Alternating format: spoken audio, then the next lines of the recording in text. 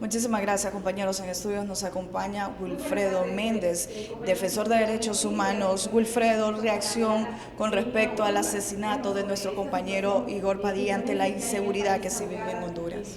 Mire, Honduras se ha caracterizado en los últimos años de solo reaccionar frente al delito. Esa dimensión se llama dimensión reactiva. En este caso, el gobierno ha fracasado porque no ha podido dar respuesta clara y precisa cuando existen este tipo de asesinatos. Yo recuerdo una audiencia temática en la Comisión Interamericana de Derechos Humanos donde el Estado de Honduras fue llamado para que diera cuenta de los asesinatos que se habían desarrollado en contra de periodistas en Honduras.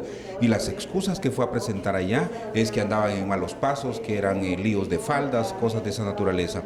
El Estado no puede ser tan irresponsable como para no aplicar el mecanismo de protección a aquellos periodistas y la ley de protección que establece de otras personas para poder reaccionar en forma inmediata. No podemos estar nosotros en un eterno lamento, en un eterno llanto. Imagínense ahora otra muerte de otro periodista y en estas circunstancias pues pareciera ser que el hecho de ser trabajador de la palabra, en el caso del periodismo, se convierte en una grave amenaza para quien ejerce la carrera. Existe una ley en donde protege supuestamente a los defensores de derechos humanos, a los abogados, a los periodistas, pero observamos que ya en un hecho no se puede hacer nada. Y hay que recordar que esta presión que se dio esta ley fue por varios estados, sobre todo europeos, que pidieron con fuerza que Honduras tomara medidas para la protección de periodistas. Otros países pedían la protección de defensores y otros de operadores de justicia.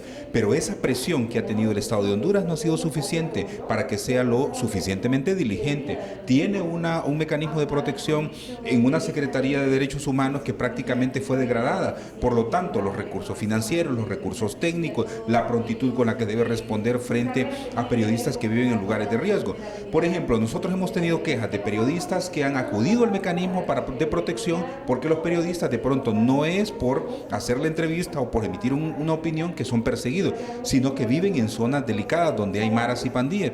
¿Cómo actúa el mecanismo en ese momento? Pues está obligado porque es una persona que lo vuelve más vulnerable por tener el contacto en la búsqueda de la verdad. Pero el Estado ni siquiera responde ese tipo de solicitudes o no establece algunos protocolos que pudiesen destrabar este tipo de acciones. Muchísimas gracias a Wilfredo Méndez. El Estado todavía está en deuda con la sociedad ante la inseguridad que se está viviendo. Asimismo, como lo mencionaba el defensor de los derechos humanos, ahora que no salgan a decir excusas diciendo de que estaba involucrado en algo, sino que realmente investiguen y capturen a las personas que hicieron este hecho. Compañeros, con esta información retornamos a estudios principales de Hable Como Habla Televisión Digital.